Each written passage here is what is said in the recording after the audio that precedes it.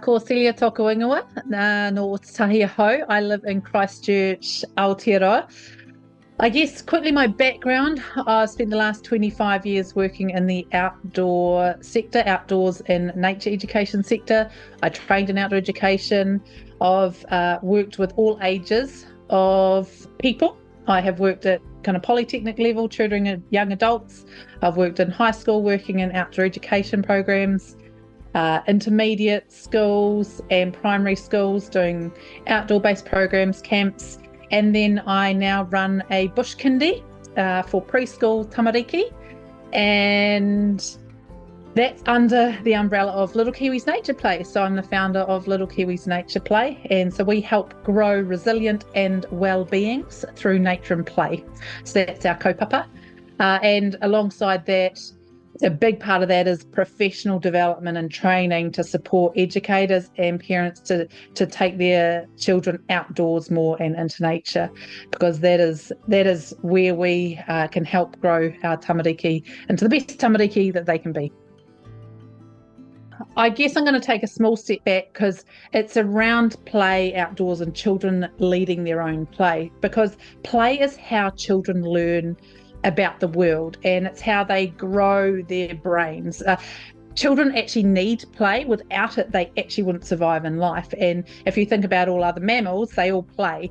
And it's often, different kinds of risky play that they're really engaging in that help them grow and learn. So, that kind of play, it's helping them to develop a lot of those skills, the self-confidence, even conflict resolution, being able to negotiate with other children around their, the challenges that they face in a play environment, which also obviously transfers into real, adult life. We're often having to communicate and resolve conflict. So communication is a big part of play, as is emotional regulation. They're learning how to regulate themselves by putting themselves in little risky experiences. So it's a little bit of stress on their body. And they're learning how their body reacts to that and how they can still push forward. So that's that resilience. There's also a lot of mastery that goes on. And so mastery is definitely linked to resilience. When children feel like they are good at something, they have more self-confidence, and that's another element that can contribute to positive resilience in children.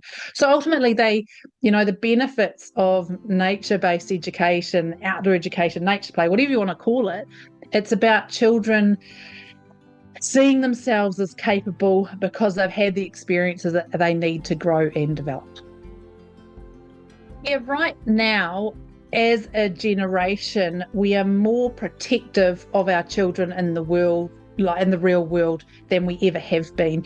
Past generations would be outside all day. Their parents wouldn't have any idea where they were. They'd come home for meals. But this generation is quite different. We're really protective in that space.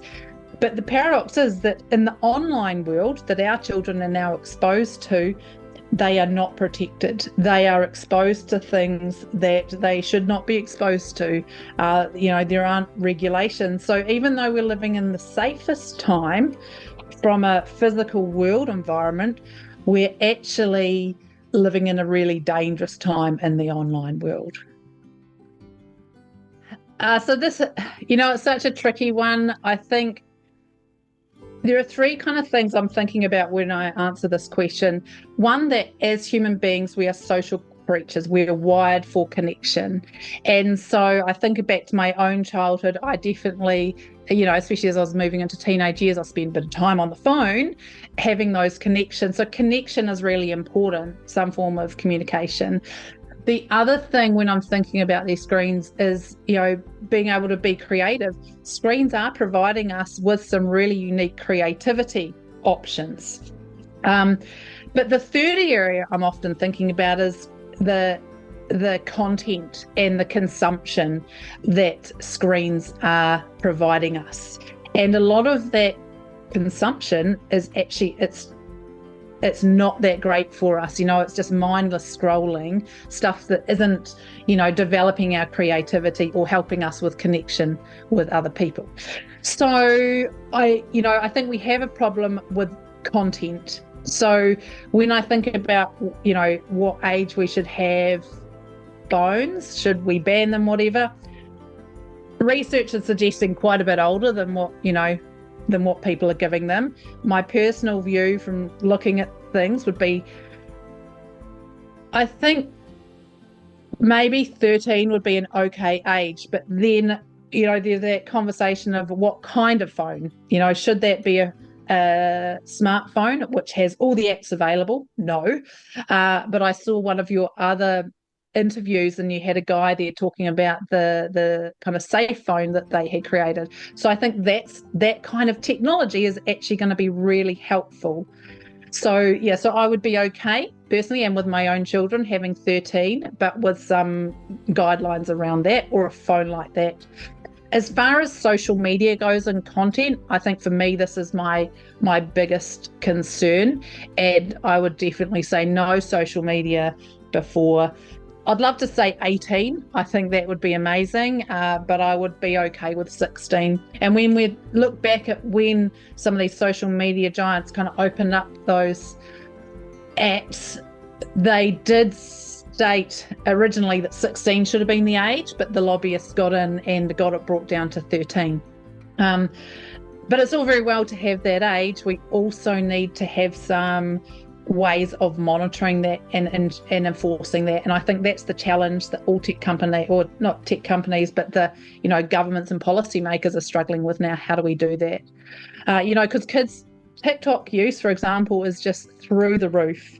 There's so many teenagers are using, or young people are engaging in that space. And we look at TV statistics. So in 2014, we had 80% of 15-year-olds who were accessing television or using television. And then in 2023, that's dropped to 60% of 15-year-olds who are using television. So that's quite a significant, you think globally, that's a significant decrease. And you look at the consumption in that social media space, which has really increased. So yeah, I'm all for, I'll summarise that, delaying phones. So I don't think phones should be in primary school or intermediate. If you need a phone as a family for safety, we have what we call a family phone. So it's a phone that is pretty much a dumb phone, and it gets shared out to the kids if they need to be away from us and they need communication. So that's my phone thing. And then smartphones with some kind of safe phone technology from 13. But social media, I'll go for 16 as a stance on that. I think it's fantastic, and I'm super stoked that it's been started here in New Zealand. I have been sitting for the last 6 months going, oh, please someone start something. And I was like, do I start one? I feel really passionate about this area. So I was super stoked that you two have got in behind this. It's happening around the world, and it's the right time. And I think it's around that groundswell of getting people on board, especially right now as people are really starting to see some of the impacts that screens are having on our children's lives.